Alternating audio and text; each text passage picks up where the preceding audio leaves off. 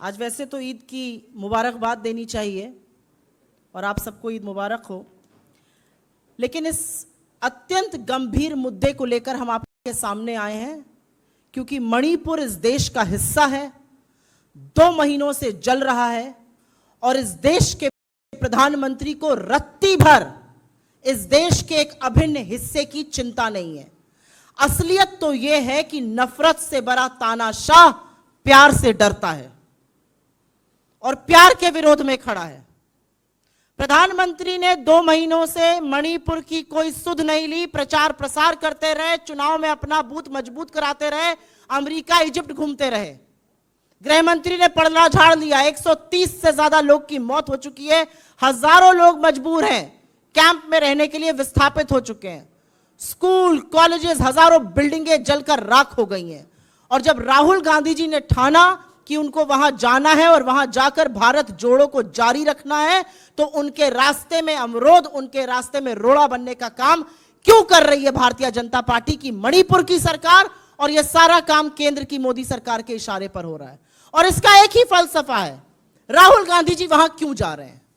राहुल गांधी जी वहां पर टूटे बिखरे सपनों को सजोने के लिए, जिन लोगों का विश्वास हिल गया है, जिनके मन में शंका है, उनमें विश्वास जगाने के लिए, प्यार जताने के लिए, लोगों के आंसू पोंछने के लिए, लोगों को यह विश्वास दिलाने के लिए कि हम आपके साथ इस दुख की घड़ी में खड़े हैं और हम हर कीमत पर दुख की इस घड़ी में पार हो जाएंगे।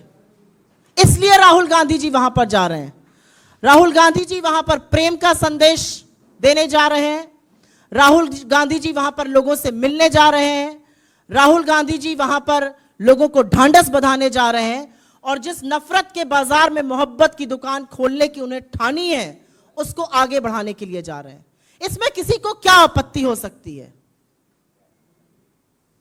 राहुल जी मणिपुर पहुंचते हैं, इंफाल के एयरपोर्ट से निकलते हैं, महज 20 किलोमीटर दूर उनका काफिला चलता है और विष्णुपुर में उसको रोक लिया जाता है। उस काफिले को क्यों रोका गया?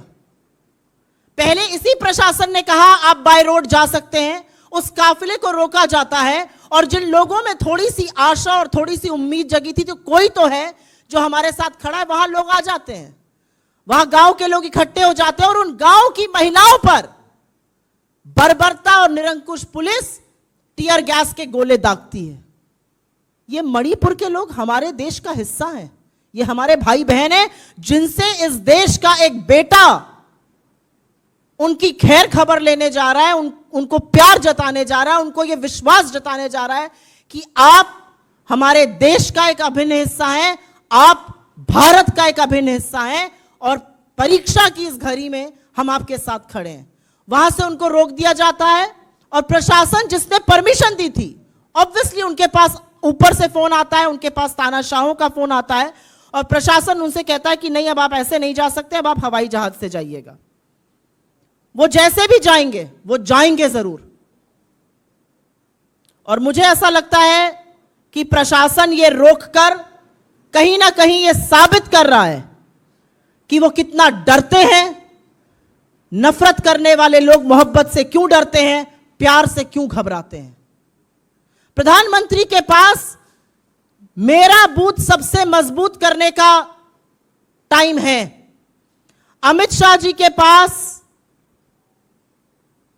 बिहार घूमने का वक्त है, जेपी नड्डा जी के पास राजस्थान जाकर झूठ परोसने का वक्त है, लेकिन इनमें से किसी के पास यह वक्त नहीं है कि वो जाकर मणिपुर में लोगों का हाल जान सके, उनके आंसू पोंछ सके। ऐसा क्यों है? और इस बात का जवाब तो मिलना चाहिए कि ऐसा क्यों हो रहा है। ऐसा इसलिए हो रहा है क्योंकि तानाशाह घबराता है।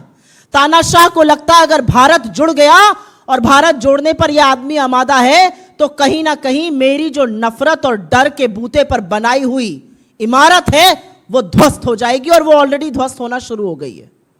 तो हम जितनी भर्त्सना करें इसकी कम है। राहुल गांधी जी इस देश के एक हिस्से में उन लोगों से मिलने गए हैं जो 2 महीने से पीड़ित हैं, उनके आंसू पोंछने गए हैं, उनको मोहब्बत जताने गए हैं। उनको रोकना पाप है। और क्या जुर्म है? इस देश में किसी के घाव पर मरहम लगाना जुर्म है?